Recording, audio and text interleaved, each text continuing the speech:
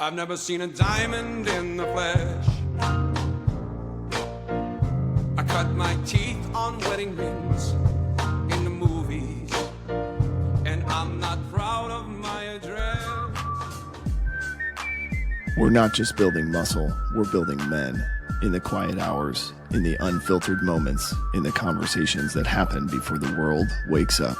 This is the Gloom, where brotherhood forms in the dark so we can lead in the light, where vulnerability is strength and leadership is handed from man to man, one story at a time. Our mission is to empower, exhort, and inspire men to achieve their best selves through stories of reinvigorated male community leadership. We bring you weekly interviews with F3 Omaha PACs, ordinary men doing extraordinary things in fitness, fellowship, faith, and leadership, because we believe that every man has a story, and reinvigoration starts when that story is shared. This is the Glue in the Gloom. Shout out to our sponsors, Avior Wealth Management, Liberty Core Real Estate, Major Team Mortgage, Exclusively Eye Care, Omaha Laser Dentistry, and McNamara Law Firm. We appreciate your support. Liberty Core Real Estate is your homegrown real estate broker. If you're looking to buy or sell real estate, whether personal or investment, Armando, aka Brian, and Megan Michaels' company is ready to serve you. With Command Center in Old Town Elkhorn and agents all throughout the metro, they are more than ready to guide and serve you in your next real estate endeavor. Whether your next move needs to happen now or in 5 years, call or text Armando at 402-770-2165 to get your questions answered. And a special offer for F3 Nation PAX members, Liberty Core will donate $250 to your sponsor of choosing for every closed transaction. Stop looking, start finding today with Liberty Core Real Estate. Now, let's get back to the gloom. All right, and we're back. Super excited. So Bounty is my guest today, and honestly, we haven't had a ton of like interaction or time together in the gloom. But man, before we get these interviews started and hit the record button, there's just so much that I've already learned, and I'm just like so impressed and excited to dive deeper. Yeah, likewise. Thanks for asking me to be here. Really excited. Yeah, man. It's funny, like, and we'll get into this, but just like F3 has this way of like connecting people. And so I just love like the reason we do this, right? To get your story, so we can learn from you. And also like guys that may not know they have a lot in common will hopefully hear this and maybe reach out and connect. So yeah. Where we like to start off is just always the fun like EH journey. You bet. And then talk us through like the first workout. Would love to hear what that was like. And then how'd you get the name Bounty? Yeah, you bet. So it's funny. So I had I've been friends with Cousin Eddie for a long time. If you know Cousin Eddie, he's obviously really tight with Griswold and Little House. And so he had been for a while. Our boys are about the same age. Both went to St. Stephen's. And he had been talking about F3 for a while. Yeah. And, we'd get together, whether it was a social event or a basketball game or something. And he would tell me how he went to this crazy workout.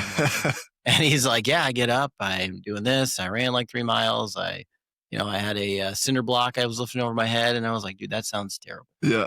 And it's like 10 degrees outside. This does not sound fun. And, he was resilient through the criticism, just tell him, hey man, you're missing out. Like, it's really cool. Yeah. I've never regretted going to this. Like, you should come with me sometime. And he kind of came to me at a point where I was just I told him like, hey man, I'm not in great shape. Fitness has always been a big part of my life. And he's like, why don't you just come tomorrow? He's like, there's a spot right by your house. I live right over by Gretna East. Oh yeah. So it's right across the street from my house. Yeah. And he's like, you can come over to the dune. I'm like, I don't know what the dune is. He's like, it's the middle school. I said, okay, just call it that, man. I don't know the lingo yet. So I went out there that morning.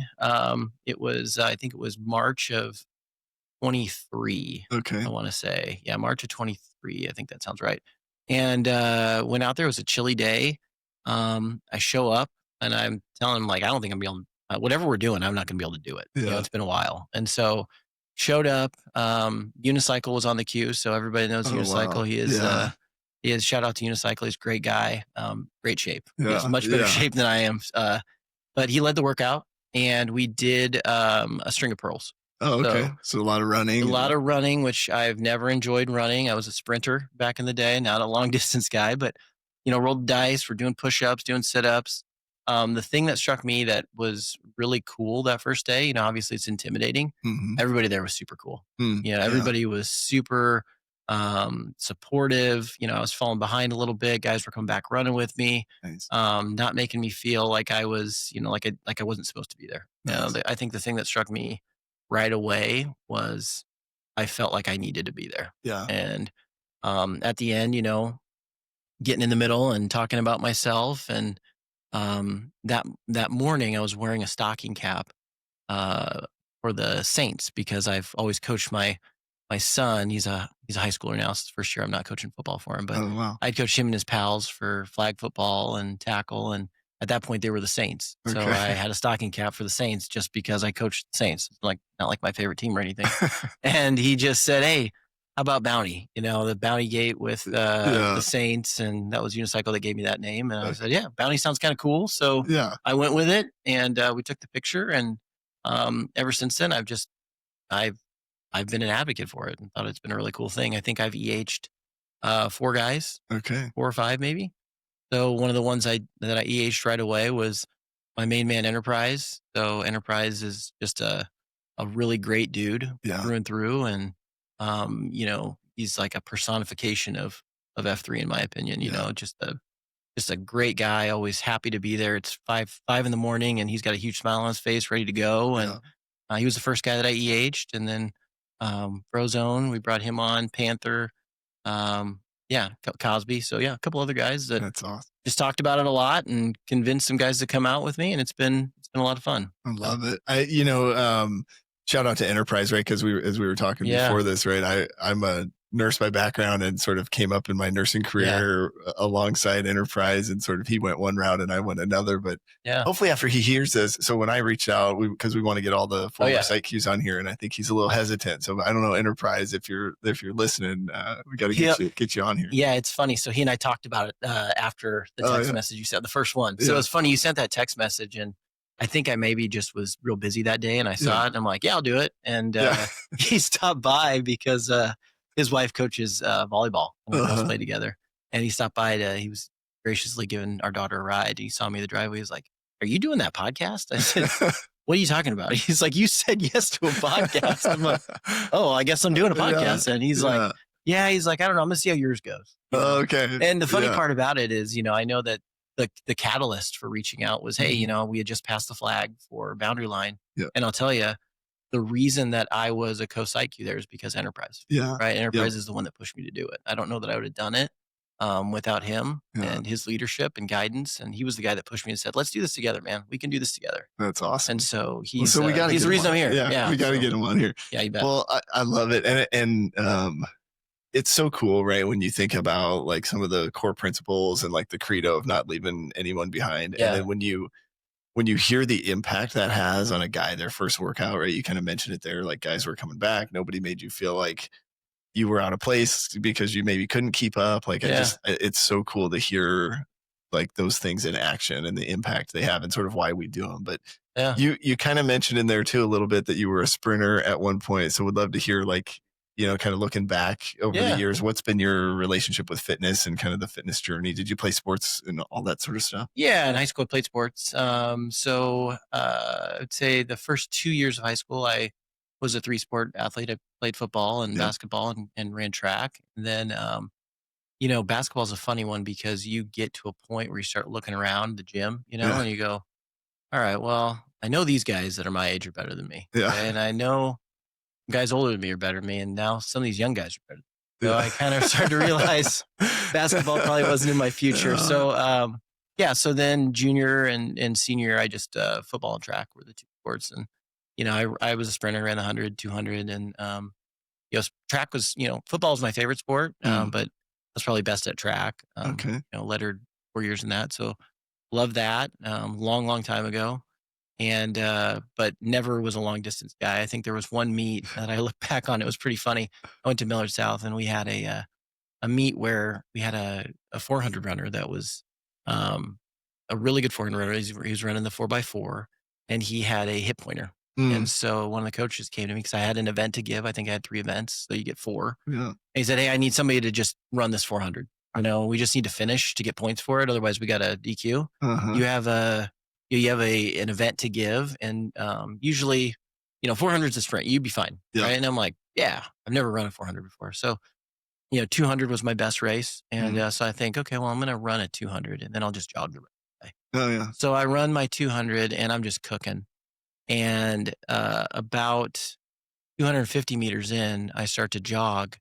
And then I realize, like, I think the last 100 meters, I was doing that thing where it looks like you're running, but you're moving slower than a walk. Tom Cruise just moving. But you're moving slower than a walk. And then I finished dead last. And then I think when I got the baton, we were in first and finished dead last. And I think I turned in the infield and just hurled. And then, the embarrassing thing of keep walking, don't lay down, keep walking. But yeah, so point being is I've never, 400 was a long ways for me. I've never been a long distance guy. And my least favorite part of every workout is the running part, but it challenges me, right? And so having been at the boundary line for a year, we did Murphs, right? So we always had to run. Yeah. And so, a lot of times I would, run, I'd modify a little bit, but I always made sure that I ran and pushed myself and did what I could. So that was a challenge. I love it. That's a great story. Yeah. I always think of like the Iron Packs challenge stuff where they have you running, and it's, to sprint that far is like, that's, I don't know how they do it. Yeah. That's really hard. How they do it. It's amazing. Yeah. What, so talk me through, like, as you came into F3, so you joined on a Wednesday, right? Yeah, it was a Wednesday. How long until you did your first Murph? What was that experience like? Yeah, so it's funny. So we did, I started going on Wednesdays and I became a regular there at the Dune. And then I said, well, I'd like to do, maybe another day. And so I started going to Fancy Feast a little bit too on Fridays. Yeah. And then I, just started to look around and say, okay, what different workouts are there?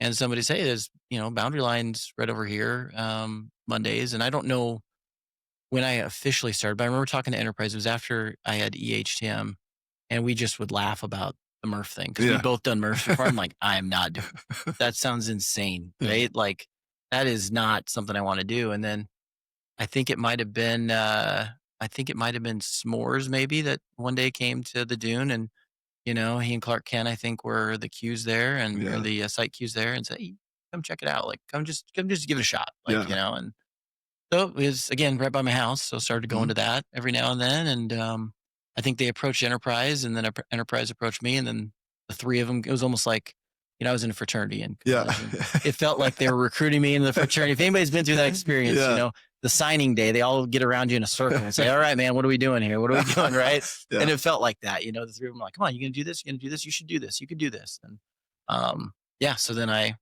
committed to do that with Enterprise and it was fun. Yeah. But Murphs are hard. I think it's pretty cool that you start your week that way because it's that whole concept, right? If this is a really hard workout and you start your week that way, it's like you kind of get on that trajectory where it's like, all right, the rest of the week's downhill. If I did this first thing Monday morning after a long weekend of, we're all in that stage of life right now where it's kids and things around the house and, you start your week that way, it just kind of sets you up for success for the rest of the week. And I feel like you've accomplished something at the beginning of the week, right? Yeah. It's cool.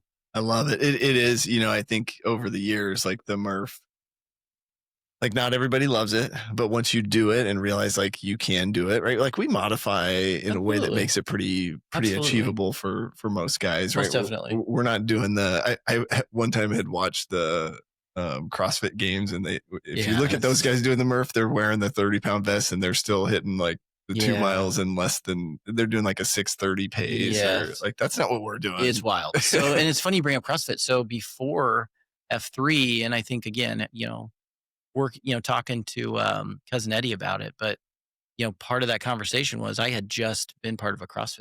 Oh, okay. And I had I kind of laughed about it because I told my wife all the time, I was like, I think I'm in trouble. They yell at me all the time because I'm not doing the thing right or whatever. And God bless them, like they're trying to make me better. But I was just like, they're having me do like these hip thrusters and stuff. And, you put the bar on your hip and I'm like, I don't need to be explosive. I'm 39 years old. I don't need explosion right now. I'm not trying to break off the line, and and I get it, but and for people that do CrossFit, that's super cool, and I think highly of them. It just wasn't for me, and I ended up kind of tweaking my shoulder really bad, and I had just kind of gotten away from working out at that point. And and it's probably because she was right and I wasn't doing it right, but so shame on me. But either way, that's kind of what got me into it. And I tried to go down that CrossFit path, and I've done like in the past I'd done like the Farrell's thing, and that was a really cool thing, because you go and you punch things, and it's they do some good things with nutrition and everything. But fitness has always been a big part of my life. I've really tried to stay healthy and in good shape. And kind of my goal with fitness is, I don't need to be big and strong. I just want to be healthy. And I have kids. I have 3 kids, and my parents and my wife's parents have been big parts of their lives, and I want to be big parts of, if my kids have kids, I want to be big parts of their lives. And to me, that's the most important thing to me is family, and just being able to be there. So I remember early in my F3 days, there was this, and it may even be in Q source, right? In that, like in the chapter on the king, but it talks about like just being able to be the dad that carries your family's luggage on vacation. Absolutely. So that's like always a test for me, is I like trying to carry. And I am that. I complain about it, but I still do it. Same. I remember the first time we went to Disney World, and the kids were young, and we had one of those dual strollers, the dual jogging strollers, and we had to have it. And we had I think it's called the Bob. And so I don't know if you remember that, or I'm sure there's like one that's better now and a new one, but it collapses. And when they tell you it collapses, it's kind of misleading, because like you think it collapses and it's easier to navigate. No, it's just heavy and bulky. And we were going through airports, and we had a connection. And I remember just seeing the whole time, like, if I bump into one more person, And my wife's like, "Is everything okay?" I'm like, "Oh, it's great. Great. Everything's great." Funny. But I will say, when we got to Disney World, it was great to have that. I did realize that you could just rent them. So the next time we went, we just went and rented one, as opposed to track the thing through, all over the country. But I have successfully carried luggage on many a trip. So, yes. I love it. Well, so when you think back, like fitness being an important part of your life, where are you at today in terms of like your fitness goals? You feel like you're kind of where you want to be, or you got more goals that you're chasing? Or? Yeah, so I do have more goals that I'm chasing. So my son, I kind of mentioned, he's a freshman now. He is over at Mount Michael, so we're pretty close by. He's at school here. So we live, like I said, right across here from Gretna East. So if anybody knows Omaha, which this is F3 Omaha, so most folks do. Kind of opposite sides of the world there in terms of getting him to school every morning. So I would say the last few months, I haven't been as diligent as I had been in the past of getting the workouts, just because I needed to get him there for football practice, or get him there early so he could, get some homework done or get some things done at school. We made the decision, kind of really pushed for it, but he really wanted to board. Oh, okay. So we just moved him in last week. Oh, wow. And Low Flow's been my support group here, because his son also goes to school there, and they just boarded him. And so, how cool. Yeah. Vinny, our son, he's our oldest, and he, great dude. Definitely didn't want to get him out of the house by any means. We're we're those parents that, just not ready for that. And some people are more than others, but he's been really cool and saying, "Hey man, it's good. It's what they need." And he's right. But now I've got more time in the mornings now, because he's already at school. So my, intention here is to get back into it. So, starting this week. So, tomorrow I plan on going to Fancy, getting back after it. But we just moved him in this week. So moved him in Sunday. Wow. Yeah. That, as we're thinking about, like fellowship, right? Obviously we think about like the relationships with the guys in the group, but also sort of the concentric, right? Relationships with your wife and your kids. Just kind of curious on that, on the boarding. So, because I was going to ask, because Mount Michael traditionally was a school where you would board, but then they've seemed to open up to more non-boarding. And it's about 50-50 now. Is it? So I think back in the day it was, I think it was a requirement back in the day. And then I think it kind of eased off, and I think it was kind of 70-30 for a while. And now I think it's kind of that 50-50, 60-40 kind of boarding. Still an all boys? Still all boys. Okay. Yep, still all boys.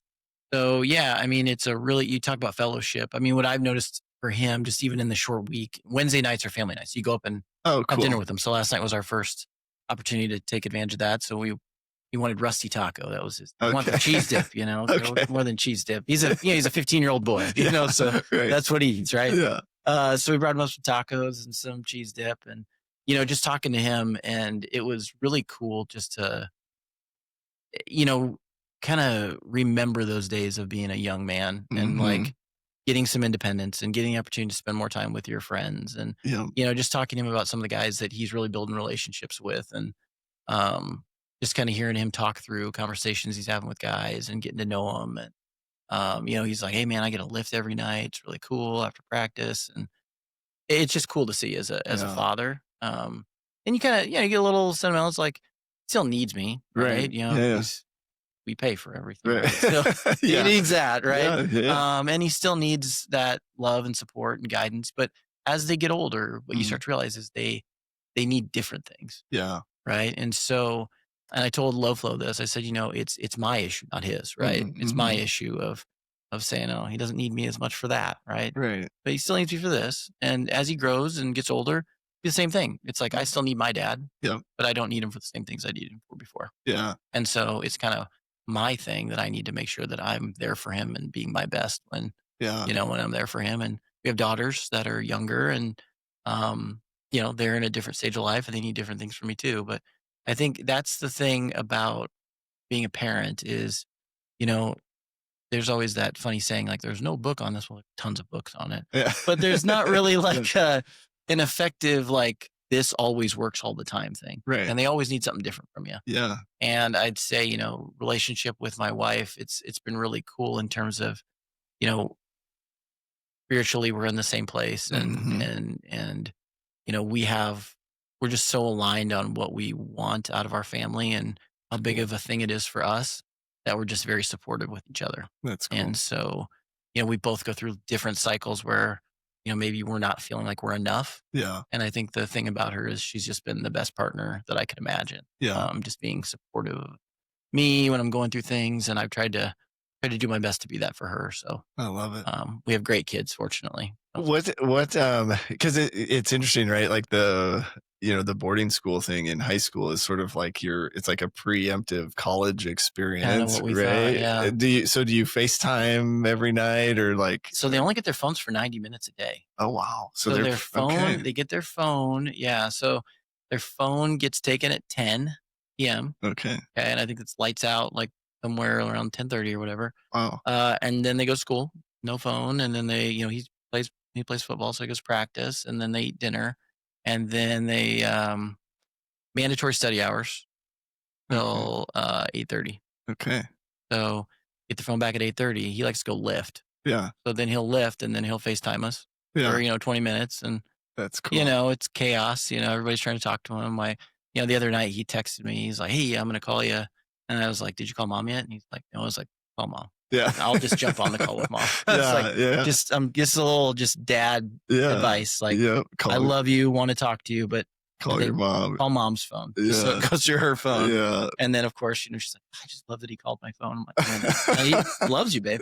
Which he does. Which he does. That's I'm so not cool. taking anything away from him. It's funny. I think about like and my kids are older, so nobody has a cell phone yet, but I just think about like having that structure, and just like even myself, right? Like how many times throughout the day that, man, it would be helpful if somebody took my phone, right? And just said like, you don't get to use this thing until, some other 100%. Time, like get all your other stuff done. So we went through this, at Mutual of Omaha when I was there, we went through this, this culture program, and it was really cool. And so it gave us the opportunity to kind of, we always say with organizations, culture is going to happen. Yeah. Yep. Really the only choice you have is, are you going to help shape the culture, or are you just going to exist in it? Yeah. And so Mutual of Omaha, just a really great company here in Omaha, obviously, a lot of great people there, made the decision that they were going to really try to shape the culture. And so we brought in a third-party organization, and they trained us to facilitate this culture program. And one of the things we talked about was be here now. Big part of it. Yeah. And so I was one of the facilitators for it when I was there. And it forced you, when you worked with the teams, to leverage past experiences, right? So you weren't preaching to people. You were actually saying like, hey, listen, here's something that happened to me, right? whether this applies to you or not, that's kind of up for you to reflect on and validate, see if this matters to you. But I'm going to tell you a story about me. Yeah. And I remembered the story that I would tell in the Be Here Now was, and it's about Vinny, right? It's about my oldest. And we went to he was little when we lived in Palisades was the neighborhood we lived in. There's a little pond there in the middle. Yeah. And every day I'd come home from work and like his favorite thing was to go to this pond and try to catch frogs. Oh yeah. And the frogs were way too fast for him to catch. Yeah. He was never going to catch them. But you know, he thought they were awesome. Yeah. And he was probably like 4 or 5. And I was busy. My wife was a teacher before, and then she stayed home with the kiddos at that time in her life. And so I was just, you know, I was in a leadership role there and busy. You know, phone was always buzzing, and I would come home. I would take him. We had Gabby was a baby, or middle child's a baby at that point, and so I'd take him as kind of our personal time, right? I'd take him on my shoulders. We walk down. We go to catch frogs. And there was one afternoon that it really struck me because I took him down there and. We get all the way down there and he says, I'm like, go check the frogs. And he's like, you know, we're walking around and he's talking. He's like 4, talking about who knows what. Yeah. And then he just looks at me and goes, where's your phone? And I was like, what do you mean, where's my phone? He goes, we always have your phone. Where's your phone? Aren't you worried you're going to miss something? And imagine my feeling, you know, I feel like you're 2 feet tall. Yeah. And so at that point, we kind of instituted something in our house where we had a basket and you drop the phone in the basket. And we had times where we were going to check the phones. And we instituted that for a while, and that was a good thing. And that was my wife that kind of came up with that when I told her how I felt. She's like, well, we do something about it. Yeah. So I will tell you, with them having phones, teenagers, like we had the limits on there, but you know, they always sweet talk you to get an extra 15 minutes or something. So the cool part is he's not sweet talking the people at school. Yeah. It's like, no, this is the time and that's what you get. That's the standard for everybody else, right? Standard for everybody else. Yeah. That's so cool. I love it. We've done the Be Here Now thing too. And I think we're, you know, our kids are 10, almost 4 and 1. And I do notice the phones, like having some sort of way to just disconnect. And even for our own mental, 100%. Sanity, right? I think we're at a point where we need to do that. But well, talk me through. So, you know, we're kind of going in different order here, which is totally fine. I love, it's just so cool hearing about all the different relationships.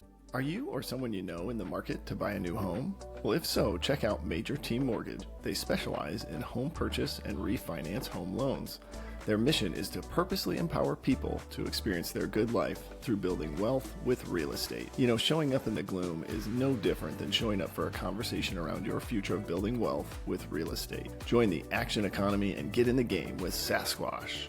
Text or call John at 402-212-0149 to schedule a time today. Individual NMLS number 1393750. Company NMLS number 2478164. Equal housing lender. But so talk me through like fellowship with the guys and sort of building healthy male relationships. One of the questions I had for you is, you came into the group, you went to Millard South. There's sort of this like big contingency of Millard South guys. Like, did you know all those guys and just kind of like plugged right in, or how'd you go about sort of making those relationships? Yeah. So, you know, Griswold, I've known him for a long time. Yeah. Right. I've known Little House for a long time. Haven't stayed as connected to them as I wish I would have. Just, you graduate from high school and you go different ways. You know, I went to Lincoln for undergrad. And so I think Grizz was here in town and went to UNO. I mean, just stayed connected through cousin Eddie. Yeah. And he's a Millard South. He's a Millard South guy too. Okay. Yeah. So he graduated. Those guys are a year older than me. So they graduated in 2000. They might have been the last Indians. I think I might have been the first. Oh, okay. Our class might have been the first Patriots. Yeah. Yeah. So just a great group of dudes. Played football with Grizz back in the day. So just I've always thought really highly of him. Was he just as wild and tough? And he was more wild. Yeah, was he? He was more wild. Yeah. So I worked with him at the car wash, VIP touchless car wash back in the day. So shout out to all those guys that worked there. There was a bunch of us that worked there from Millard South and some West Side guys too. Yeah. So on 120th and Center there, or 114th, or 114th. Oh, okay. Yeah, it's like a Russell Speeder now. I think. Yeah, nice. Okay. Yeah, they're getting some free publicity. That's where we used to go buy cigarettes because all the guys would sell to us. Of course, because it was all us. Yeah, it was all of us working. Yeah, that's funny. Yeah, we just hang out under the tent. You're a West Side guy, aren't you? So Mike Pleiss, I think, worked with him, and he's good friends with Low Flow. I found that out just through different conversations, but. Yeah, so worked there, and yeah, just have you know, the first time my VQ, Hmm. it was funny. We were over at cousin Eddie's house. There was a Husker game, Yeah. earlier in the day, and we'd had some drinks, and I was just talking to Grizz, and he was just opening up about some of his story and his journey, and Yeah. that guy's just a stud, man. I Yeah. mean, just a stud. Like, just to be not only like so vulnerable and open with just the things he's gone through, but to come out the other side. I mean, I just look up to him so much, Yeah. right? Yeah. But he was the one. It was funny. We're sitting there on the back deck, and game's over. I'm sure we lost. I don't know. Yeah. I'm a Husker fan through and through. But they broke my heart so many times. But Yeah. we're sitting back there having a couple beers, and he just says, when are you going to VQ? And I said, oh gosh, I don't. I'm not probably do that ever. Yeah. I think I just like going to the workouts. It's not for me. Yeah. And he's like, that's bull. That's bull, right? Yeah. You're doing it. And he's like, let's look right now. Let's look at the count. Let's see when we can do it. And, he obviously probably pulled up PaxNet at that time. I didn't know what it was, but he's like, how about this date? How about that date? And I'm like, excuse. He's like, knock it off. Like, you can do this. You're going to be fine. It's going to work. So yeah, he signed me up, and I did my VQ at the boundary line. Okay. Yeah. Did my VQ at the boundary line. So, and it was because of Grizz. He pushed me to do it. That's cool. Which I really appreciated. Because I don't think I would have done it if somebody didn't kick me in the butt to do it. So, between him, Unicycle's been just a great dude. I obviously have a special place in my heart for him, just having, named me. And he was the first guy that viewed when I worked out. And I've gone and seen him perform over at the Gretna Mega Hy-Vee there a couple of times. Yeah. And just great guy, house arrest. It was funny. I don't know if you were there the day at the dune. We were working out on the hill, and we saw a guy walking his dog. Oh, and he's like, what are you guys doing? And we just shouted, we're like, hey, it's F3, show up next Wednesday or whatever. And he showed up with house arrest. Nice. And now house arrest is just a great dude. He's like, he set up this Gretna dudes text chat that we're all on. And he's become a really great leader and motivator for all of us. And, you talked about how we modify the Murphs and we make it, if you want a good workout and you see house arrest on the queue for the Murph, go, because he's going to challenge it. He does all these sort of different modifications and makes it. Yeah, he really, he mixes it up and makes it a little different. It's not so mundane. He does a great job with it. Awesome. But house arrest has been a great dude to be around. Obviously, talked about Enterprise is a good friend.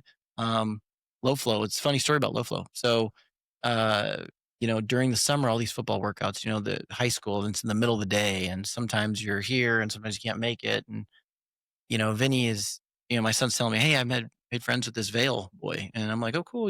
That's awesome. And he said, hey, I know, because I was out of town, and he's like, my wife and I are trying to figure out who's going to get him because she had something with the girls. And I'm trying to figure out who can give you a ride. It's a new school and I don't know everybody there. And he said, hey, Vale's dad said he could give me a ride. And I said, okay, well, can you give me the dad's number? Because I need to just validate with this person. Like, I need to talk to him, And so I sent him a message, and he's like, no problem. I can do this. And then I was like, thanks so much. And then later in the day, he sends me a message and says, hey, you've got a great kid. No problem. See you in the Gloom, low flow. And he's Bounty or whatever. I'm like, oh my gosh, that's pretty all right. Like, we got this thing. And that's awesome. And so, it was pretty cool. And so low flow's just become a good pal. And we've gone to a lot of things at the school together, and it's cool to experience that with somebody. But just, I could, Fish Oil is just a guy that I have a lot of respect for. He's obviously now the site Q at Boundary Line. And just having gotten to know him, he was a regular over at Boundary Line, showed up every time. Whether it's negative whatever outside or whatever, wind's howling, snowing, raining, he was always there. And got to talking to him. And turns out his brother, because I knew his last name, and I'm like, your brother, this guy? He's like, yeah. I was like, my brother-in-law played baseball with your brother. And so, oh, cool. Kind of, 6 degrees of separation there, but just got to know him, and he's been a great guy and just super dependable and reliable. Awesome. And just the relationships I've made with some of these guys have been really good. And I've known Hazel Rocket for a long time. So I went to school with him. Great guy. Just a great guy. Great guy through and through, great family man, just a good dude. Right? And so, just a lot of Miller South guys, but outside of that network, just have made a lot of Cool. relationships and friends, and yeah, just a lot of good dudes. Yeah. Yeah. It's so cool because the story with low flow, right, is like, oh, I don't know anybody. Who can I ask this question to like, Yeah. have them help out with my Yeah. family? And then you find out it's an F3 guy. It's and an then F3 all guy. of a sudden you're like, okay, well That now, makes sense. now I have no problem. Like now we can help each other out. Exactly. You kind of got Yeah. another brother in the fight, which is super cool. But it just makes sense though, because like, it's like, I have met so many guys through F3, that are just good dudes. And so to your point, it wasn't a surprise when the guy that offered to help out was an F3 guy. It's like, well, that makes sense. Yep. That makes sense. So I love very it. cool. I would be curious too, so as you're building these relationships and just, I don't know if you have any experiences like the power of having guys that you're close enough to, like enterprise, that can help you with this accountability, or you mentioned a couple times, right? Like it took somebody that you knew well enough to kind of push you to say, hey, you can do this. You should do this. Like talk me through that and how meaningful that might be for you. Yeah, no, it has been, and enterprise has been that. So, it's not uncommon to get a text message from enterprise on a Tuesday night or something. Say, hey, are you going tomorrow? Right. Just that little nudge. And he's never a jerk about it. And he's always it's to motivate you. And that accountability piece is so huge, right? When you got other guys holding you accountable in a good way. And accountability is a funny thing, because I always tell myself, no one can hold you more accountable than yourself. But sometimes you need a reminder that you need that. Yeah. And so having some of these guys there to push you, get you back into it, remind you that you're really just making excuses for not going. And I'll say, quite honestly, a lot of times I've made excuses, right? And so sometimes you need somebody to kind of cut through the BS and tell you you're kind of, not being honest with yourself. And I've always said, it came up yesterday with a conversation I was having, I've always said, my best friends, the guys I'm closest with and respect the most, aren't the guys that tell me that I'm great, aren't the guys that tell me, that laugh at all my jokes or think I'm the coolest dude out there. It's the guys who are honest with me. And they tell me when I'm, when I need to suck it up and make something happen. Right. And enterprise is he's really good at that. Yeah. So. Yeah. And another good example, right, of in F3, like I always, I love whenever I'm complaining about something, to F3 guys, they always tell me what I need to hear, not what I want to hear. And that's just so which refreshing, is like, right? Yeah, it's what I need, and it's just like, man, where would I go? I remember early on in my sort of sobriety journey, I was complaining about something and it had to do with like how my wife was responding, right? I was like, oh, I'm clean and no longer using drugs. And my wife was still struggling with some of my behavior before. And I just, the way I was talking about that scenario, I just had a guy, Grills, that I've developed a friendship with over the years, but he just said, hey man, you should think about how you're talking about your wife. That's not really the light that you want others to know her in. And I was just like slapped in the face, but like, wow, how great was that I needed to hear that. And it just sort of sharpening each other, that sort of iron sharpens iron 100%, thing. right? Super cool. And the thing that you realize is those are the people in your life that really care about you, right? Because the easy thing to do is to say nothing. Right. And you go, yeah, man, I know, right? And they just let you kind of go with it because on their perspective, they avoid a difficult conversation. Yeah. For you continue to maybe do, or me, like whoever, right? You just continue to kind of, I would say, proliferate the bad behavior. Yeah. And then before you know it, it impacts other people in a way that you didn't intend for it to impact them. Whereas those people that care about you, just, you know what, I'm going to have this tough conversation because I care about this guy. Yeah. Yeah. And those are the people, and people had to have those conversations with me. I've messed up more times than I can remember, right? And the people in my life that have been there for me to tell me when I'm messing up, I've appreciated them more than anybody. Yeah. And I try to do that for others. We can always be better at things, but like I said, those are the people I know in my life that care about me. The ones that are going to say, man, don't do that. That's not who you are. Right. I love it. What, I would be curious. So you mentioned all these guys that you've gotten to know, for other guys that maybe don't feel like they've developed those relationships. Was it coffee? Was it like, how did you go about sort of getting to know guys on that level? Yeah. I've gone to some coffees. I haven't been, that's probably an area that I haven't gone to enough, but I do it sometimes, right? Just with, just different things, taking kids to school or whatever. try to go when I can. Yeah. So that's been useful, like getting to know guys. But um, to be honest, like a lot of it's just been truly in the gloom, like working out with guys, talking about the workout afterwards. A lot of times, after COT and after prayer, kind of hanging out for an extra 5-10 minutes and chatting with guys. Yep. What's new, what's going on, and the number of guys that have come up and introduced themselves to me Yeah. has been really cool. I'm not like the guy that's going to go work the room and find people to talk to. That's just not my personality. Yep. And it's not because I'm standoffish. It's just because I think kind of by nature, I'm more of an introvert. It's exhausting for me to be the extrovert out there, kind of going and finding people. But I really always appreciate it when guys will come up and chat with me and get to know me. And then now that makes it much easier. The next go around that I go, hey, I talked to you last night. Hey, what's going on, man? It's good to see you. What's been new? And it's just staying that extra 5 minutes. It's worth so much. Yeah. Rather than just like getting in your car and bouncing right away. Yeah. And truly it's like that's when it's happened, is for me anyways, is just kind of that time right after the workout, right after the prayer, and just chatting with guys. And then even, some mumble chatter when you're running and everything else and working out. I love it. And I kind of want to highlight something here because talk me through. So, free to lead, right? And sort of where I'm going here is just to highlight the value of our mission statement, right? That says small workout groups, because I think like if you look at the numbers, like, I don't know, on average, like how many guys you had posting at the boundary line, but yeah, it's probably anywhere from, well, depends on the time of year, but anywhere from, I'd say 7 to 9, 10, 5 to 10, somewhere in there. Yeah. Which is like ideal. Yeah, it's which is it's perfect. It's good. Yeah. Because you're getting a chance during those workouts to get to know the guys that are there. And this is what, when we look at other sites, like if you're consistently getting 20 or more guys, like that's not the goal, right? There's some sites like that. Yeah. Yeah. And so it's like, okay, how do we continue to starfish so that the group can be at this size so that men can build these relationships? We do a lot of extra things to sort of foster fellowship. Absolutely. But I love hearing like how well that's working, right? You're like, even just during the workout, the group is a manageable enough size that you can have some of these conversations. Yeah.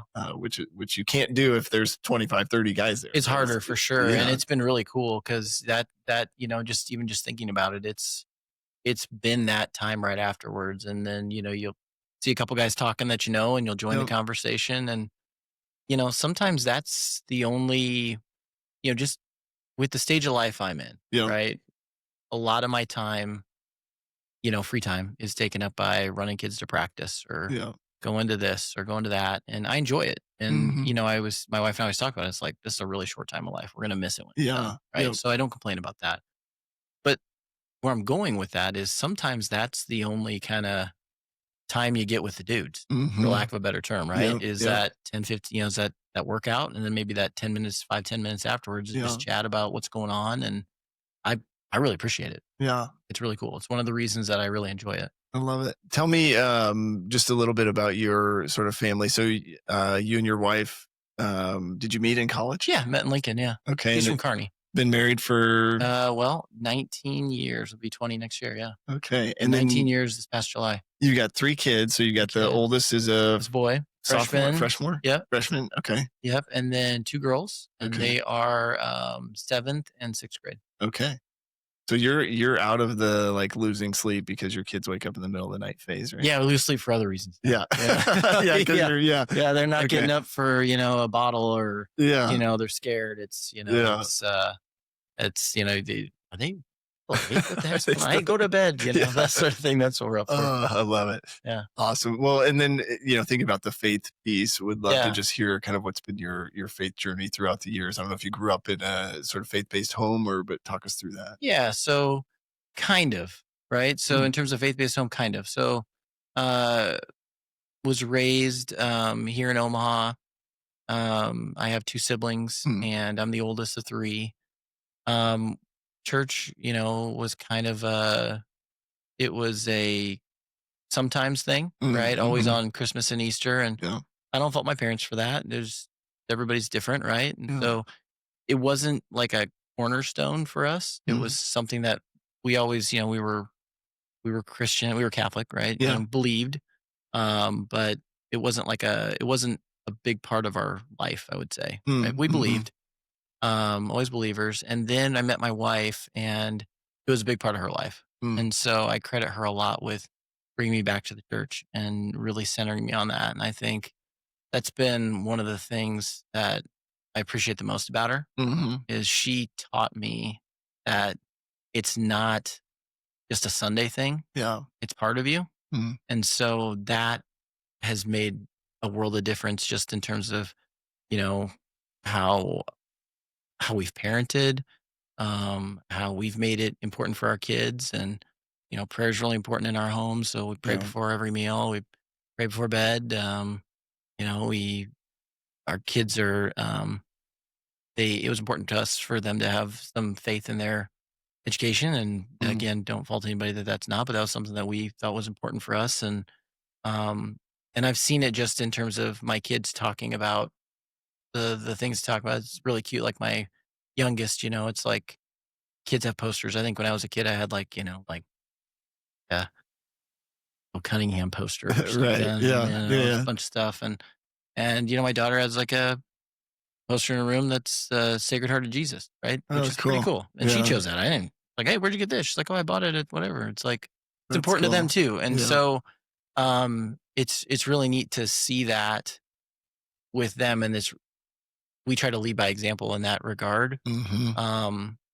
And we have conversations, especially during Lent, about what that means to us, what that means to our family. And we just try to make that a big part of our life. And sometimes we fall down and sometimes we don't do as well as we should, but it's always there. And even just having conversations with the kids about what it means to live a life of purpose and meaning, and what's really important about life. This, especially now, like, and I'm not trying to go wild, but you asked the question, but I think right now we live in a society where it's materials and things of that nature seem to be what people chase. And so trying to do the best we can to teach our kids, like, there's nothing wrong with having things. There's nothing wrong with it. There's nothing wrong with having those things, but it can't be the main thing. Right. Yep. And so trying to teach them that the biggest thing that they can have in life is a relationship with God and a relationship with their family, because those are the things that matter the most. And,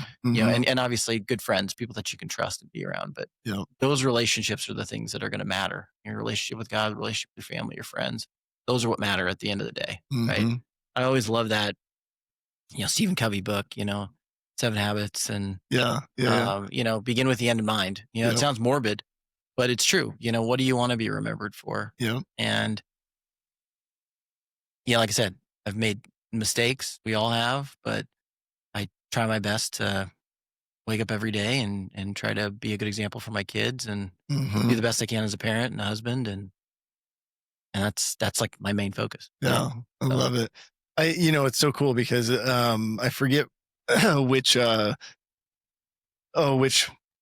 podcast or who I was talking to about this, but sort of this idea of legacy and really, like, sure, you can leave your kids money in a house and whatever. But ultimately the gift of faith, is really like the main thing, right? Like sort of, because of how crucial it is to the way they operate and live their lives. And, so I was also thinking about how cool, when you were talking about how you met your wife and just sort of her role in that, it just reminded me of like the creation story. And sort of like God creates Adam.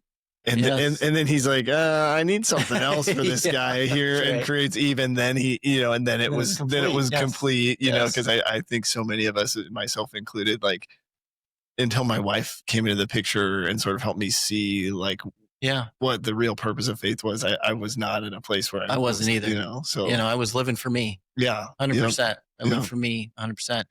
I was in a fraternity in college. I worked with her at the bank. Oh, okay. So I worked at a bank through college. Shout out to Commercial Federal. Okay. No longer here. I think it's been like 3 things since then. But awesome.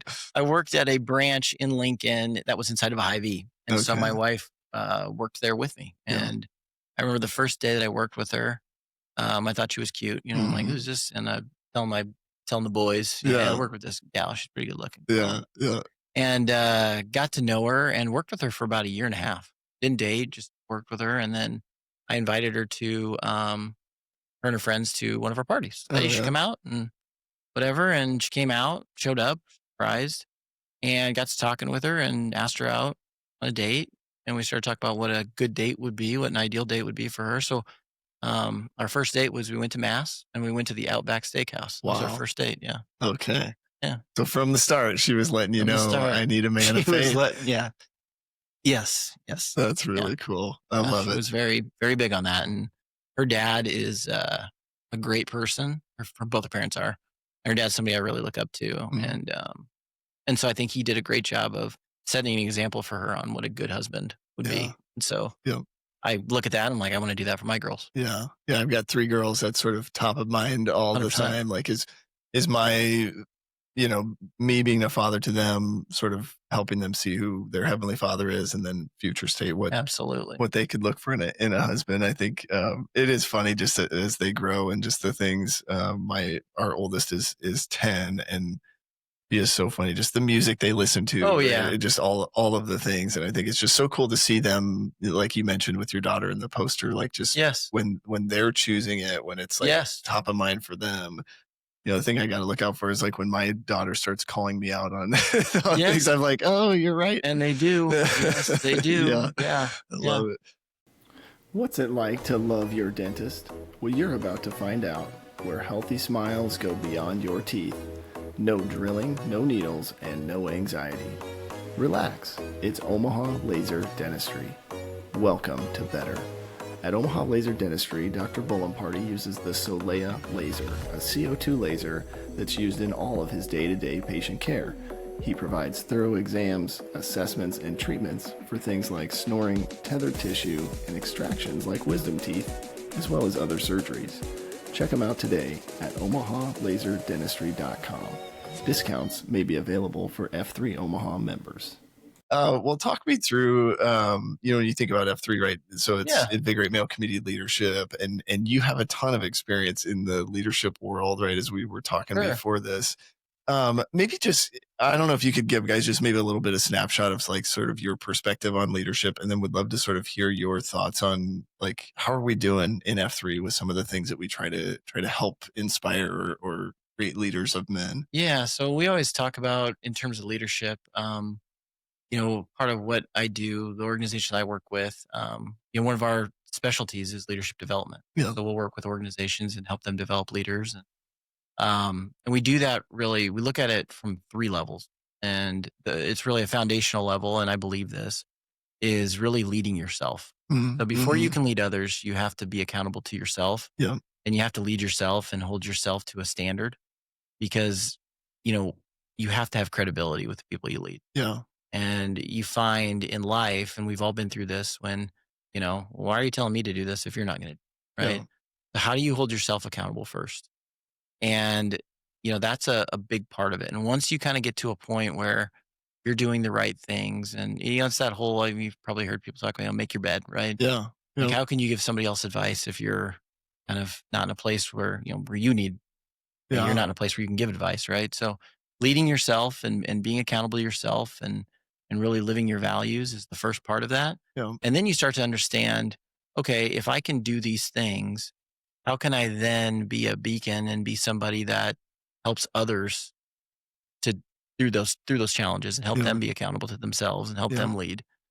And, and then that third part of it really becomes, the emotional intelligence part of it, understanding that, as a leader, you're a conduit to others. Yeah. And so it's not a matter of, if you think about communication, it's not a matter of, did you provide the communication?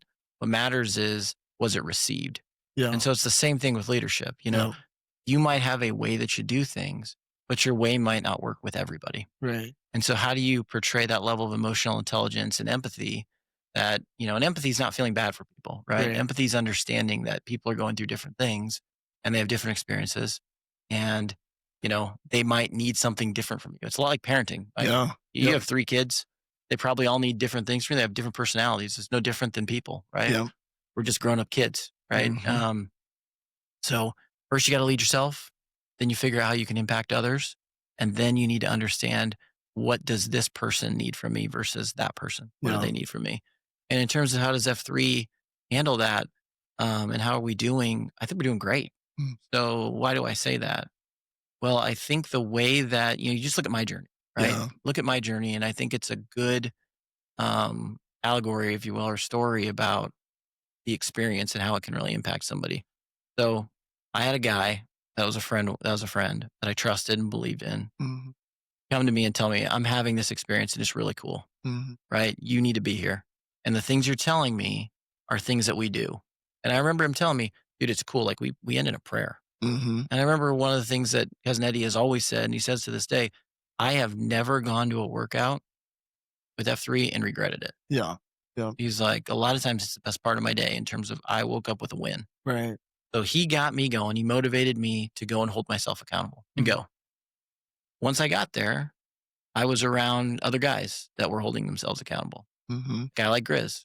Grizz had been holding himself accountable. He was a leader. He saw a guy like me and said, I can help this guy. He Mhm. pushed me to go VQ, Mhm. right? And get more involved. Enterprise, same thing. He was holding himself accountable, said, hey, let's do this. Let's be site Qs together, Yeah. right? Push me, right? Through that whole process, I've met other guys. They've had different strategies in terms of communicating with me and trying to make me a better guy and trying to make me more effective at what I'm doing. And, they've had specific ways that they've communicated with me and tried to keep me motivated and keep me going. So, how are we doing? I think we're doing really good because when Mhm. I look at my story, it's followed all three of those tenets I just laid out that have Yeah. really, really, to me, what I believe helps to build leaders. I mean, started by getting me accountable. Then it was kind of a leadership piece where people were already holding themselves accountable. I wanted to be more like them Mhm. and got me motivated to do more. And then I became a site Q and, helped to motivate others to show up and be there. And, Yeah. now Fish Oil's just doing an excellent job being the site Q at Boundary Line, much better than I did, much better than, Yeah. Enterprise did a great job. So I won't speak for them, but much better than I did. And yeah, just it's cool. I I love really it. enjoy it. You laid that out so nicely. I think it's often hard to articulate, but I think having your background and I love and practice. that framework, yeah, it's so cool to kind of hear that. And hopefully, guys, as they're listening, right, would encourage you to just think about your own journey and some of those things, and Yeah. just recognize, like, as you likely have developed and gotten stronger as a leader. Just Yeah, I know I have. It's been Yeah. a big deal for me. And again, we still, and again, the thing about it is it's not like, it's not a linear path, Right. right? So Yeah. you're going to make progress and you're going to fall back and you're going to make progress. You're going to fall back. Like we're just talking about me, I've allowed kind of my schedule to be an excuse to Yeah. not go lately. Mhm. And now I'm getting back into it, but you're going to go through those pitfalls. And so back to like we talked about with faith, life's the same way. Yeah. You got to have something to fall back on. Yeah. And if you don't have that guiding light, if you don't have that principled kind of structure in your life, and that's why faith is such a big part for me because you can fall back on it. I know the way, Yeah. right? I know when I fall, I know the way. Yeah. I know how to get back. F3 does such a good job for guys and saying, hey, you missed today? There's a Mhm. workout tomorrow, Yeah. Yep. right? Love it. Here's X. Jump on there, find a place, just go, Yeah. right? No time like the present. It starts again tomorrow. Mhm. And that's what I've tried to instill with my kids too, just, through that faith-based piece. Like, we've had times where the kids have had rough times and that's life. That's part of being a parent. We all went through that on Yeah. the other side being kids. And thank Yeah. God we had our parents, right? But I've always tried to instill with the kids is like, tomorrow's a new day. Yeah. That's the beauty of life. You get another chance. Yep. Like if the day wasn't the day you wanted it to be, figure out what it was, identify what you're going to do differently tomorrow, Mhm. and then go do it. Right. And all you can base success on is, are you better today than you were yesterday? Yeah. And you just keep trying. And we all are going to go through phases where we make a lot of progress and fall behind and make a lot of progress. And how can you just stack good days on top of each other? Try to Mhm. do the best you can with that. That's the in some of the 12-step programs, right, in my recovery journey, right, it's been, like, it's so tempting for us to either get stuck in the past or think too far ahead in the future. And I always love, like, somebody will be celebrating, 30 years of clean time, and Yeah. somebody in the back of the room will just, will say, how'd you do that? And the answer is always one day at a time, right? Yeah, it's It's true. sort of like, and after you know it, a couple days turned into a week, and then months, and it just before you know it, you've made a ton of growth. But I want to take you back something that you mentioned, kind of. I think you were talking about your wife, but I wonder if this has maybe been a struggle for you, because I see this in a lot of guys. But just you mentioned sort of feelings of not being enough. Yeah, I would be curious, like any insight. I think a lot of us as guys struggle with that, but anything that you've learned over the years that you feel like other guys could maybe benefit from, that has helped you to kind of deal with those thoughts of kind of enoughness? Yeah, no, it's a good question. And it's funny when you're in those moments. I think you laid it out really effectively, where other people feel that way. Mm-hmm. But I think one of the challenges for me is that when I get in kind of one of those moments, it's hard to recognize that other people feel that way, Yeah, sure. because you see others doing certain things and you go, man, why am I not doing it? Yeah. That guy's doing this. Why am I not doing it? Why am I not going up every day? Why am I not, in that shape? Why am I not doing this for my wife, or, whatever? And Mm-hmm.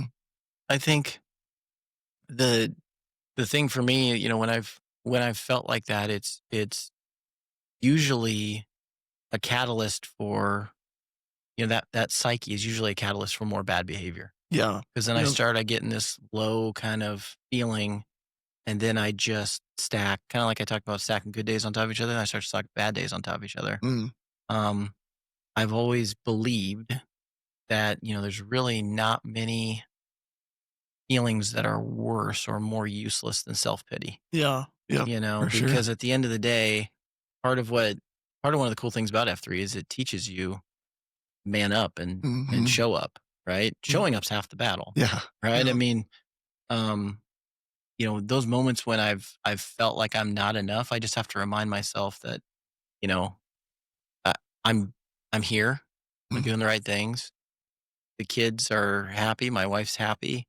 Can I do more? Always, Mm-hmm. right. Yeah. But, enough is really, it's a challenge, because if you don't have goals and standards, Mm-hmm. then you're never going to be enough. Right. So one of the things that I've tried to do, I read it or somebody told me this, I was talking about the other day. There's this concept where, like, the older you get, the faster time flies, Yeah. right? And it's true. It Yeah. feels that way, at Yeah. least, right? It's been my perception. Somebody kind of broke it down and said, well, yeah, because when you're younger, you're in school. And so, like, every year is a new milestone. It's like, I'm in second grade, I'm in third grade, I'm in fifth grade, I'm in 12th grade. You get to college, it's like, I'm a freshman, sophomore, junior. Mm-hmm. So you have, like, these milestones that are there, Right. right? That you track time with. And then you get into a job, and then it's like, okay, well, I'm not married. Well, now I'm married. That's a new milestone. Now I have kids. Now they're in school. So those are like milestones that just occur. Yeah.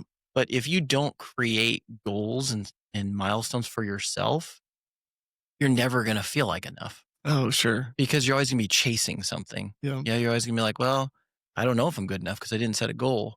What I've tried to do the last couple of years, and I had a mentor that taught me this, is at the beginning of the year, I've tried to write down goals and say, okay, Mhm. here's what I'm going to accomplish this year. And I'll sit down with my wife, and we'll kind of put our heads together, and we'll come up with, like, okay, from a faith perspective, here's our goals. From a finance perspective, here's our goals. From a family perspective, here's our goals. And from a health perspective, here's our goals. Yeah. And we'll get like 2 to 3 things, and we'll meet on those, like, every so often, every month or so. We'll, like, try to meet once a month on it, and just, here's the goals. How That's are we awesome. doing on these goals? And so from that perspective, when you check something off, it's really satisfying, Mm-hmm. and you start to feel like enough. Yeah. And then the beauty of it is you have your faith that you're looking at and saying, okay, this is where I need to start, and this is really the most important thing. And you anchor on that Mm-hmm. and your family. And then you can go on these goals and say, okay, well, if I'm not hitting these, what do I need to do differently to hit these? And you start to Right. feel more satisfied with things. At least that's been something for me. I don't Yeah. know if that answers your Yeah. question, but I love it. Yeah. at least I feel like I have something I'm targeting. So then it's like, I did something. Yep. Well, and you can also, I think so often, right, and there's obviously a spiritual battle part of this, but I think so often the feeling of I'm not enough comes from, at least for me, like, comparison. Big time. And so then but I need my own goals and milestones. Bingo. Because that also helps me realize, well, the thing that I'm, like, comparing myself to, that's not a priority for me, but for whatever reason can still make you feel like I'm not enough, because you see Yes. somebody doing something cool, but you're like, well, wait a minute, let me refocus on what my priorities are Yes. during this season of my life. Right. Because a lot of it for me is like, I'll be envious of guys that are just in a different season, right? Like I've got a Yes. 1-year-old at home. So like the things I'm even able to do are so different. So why compare yourself? But I need Yeah. my own sort of like, mission or goals to sort of center me and bring me back. Yes. So I think that answers it perfectly on And my end. I feel so much, even just you sharing that makes me feel Yeah. so much better because it's not that it excuses the behavior because we both know it's like behavior we don't want, right? Right. Right. But at least to know that I'm not alone in feeling that way. Cause Yeah. sometimes, like I said, I don't know if it feels like that for you, but when I get to feeling like that, I sit there and I go, "What's wrong with me? Like, Yeah. why, Yeah. this is not normal. Why am I envious of this? This isn't Yeah. right." Yep. But I do get that way, right? Mhm. You go, yeah, he's in a different season. I remember when my kids were really young, like yours. I had friends who didn't have kids, or friends Yeah. maybe who had kids that were older, and they'd go do things that we just couldn't do because we had little kids at Hmm. home. And parents were great about helping out, but I didn't want to like over leverage them, Right. right? Right. But you realize like you're doing what if you have that faith based perspective as a cornerstone, and you're with your family, and you're trying to do the right things, you're in the right place. You're Right. exactly where you need to be, Yeah. Yeah. right? And if it's something that's important, then make changes in your life. And that's like we talked about, that's the beauty of every day's a new day, Yeah. right? But I've fallen into the comparison thing, and I remember when I started my career, I had this goal, and it's psycho, right? It was Yeah. like no one younger than me is ever going to be my manager. I had that like Oh yeah. dead serious. Okay. Yeah, and I remember at Mutual, I was like the youngest guy in the room a lot of times, Uh-huh. and it was a Yeah. normal thing for me being the youngest guy. And then you get older and you're like, this is a stupid thing to care about. Right. Like, why Yeah. do I care about that? Like, Yeah. if I'm gonna be stale as all get out if I don't have some young blood around me. Guys Yeah. telling because there's things that younger guys know that I don't know, Right. right? And Right. experiences they've had. Yeah. It's just it was a nutty thing that I had in my head that I just needed to get over. Yeah. Interesting. Yeah. Yeah. It's so cool. And I love it. We could talk for hours and I think the cool thing, again, just about F3 and how it connects people, just, I feel Agreed. like we have a lot of similarities, and I definitely have learned a lot. Just appreciate you Likewise. sharing your journey. I think it's so cool. Again, like guys will inevitably hear this, and hopefully they reach out and connect with I you would love and that. ask you more. Yeah. Where we like to kind of land or just kind of wrap up is like current state, thinking about your life and what's going on. Where do you need prayers and support and encouragement? If we see out there, what's maybe something we should check in with you on? Yeah, no, that's a great question. So yeah, prayers, that's a tough one. There's guys that are going through so much right now, Yeah. right? And so it's always a tough one for me.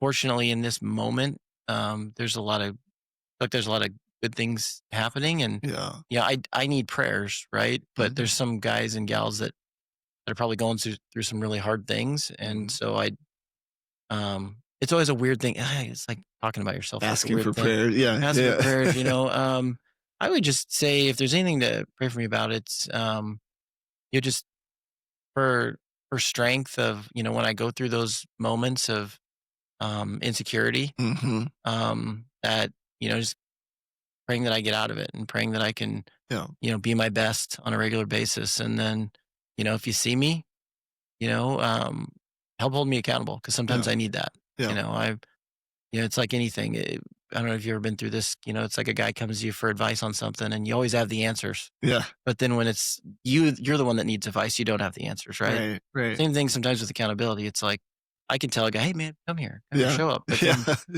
then I see the alarm go off, and I click, snooze or whatever. Yeah. So Yeah. you see me, if something you could do for me, help hold me accountable. Yeah. Prayers, please just prayers for me to get through those moments where Yeah. I'm not feeling my best, um and pray that I can just continue to try and push forward and be better every day. Yeah. I So love it. Yeah, I'll be praying too. The other thought that came to mind was just the new sort of school situation with your oldest, and just that's a tough one for me. all And that's and going. and on that one, I was going to say this too. He had a couple concussions this year, so Okay. prayers for him that Yeah. he's still rehabbing and healing, and he loves football; it's his favorite sport. So Yeah. prayers for him that he can continue to recover and get better, and Yeah. um and go that journey. So yeah, those are they know a lot more about those today than they did when we were younger. Yeah, isn't that wild? Yeah, wild. I love it. Well, let's do a little name-rama to wrap us up. I'll start here. Brandon Flaherty, 39, The Plague. Joe Ladd, 43 today, Bounty. Okay, happy birthday. I saved that one for the end. There you go. Oh, that's awesome. So now I'm the Michael Scott, telling everybody it's my birthday. So. Yeah. And do they do any sort of call sign? Grizz should come up with one. He's so good at that. Yeah, he needs to, yeah. No call sign yet? No, I don't do one yet. Okay, we'll have to come up. I don't know what it would be for Bounty. I don't either. I used to do this, because I'm a Star Wars nerd. I love Star Wars. So. That's awesome. But no, Enterprise, we'll pick you up. He's got a good one. So okay, yeah. But I don't have one yet. Nice. I love it. Well, thank you so much. Thank you so much for asking. This is really cool. Yeah, appreciate you, man.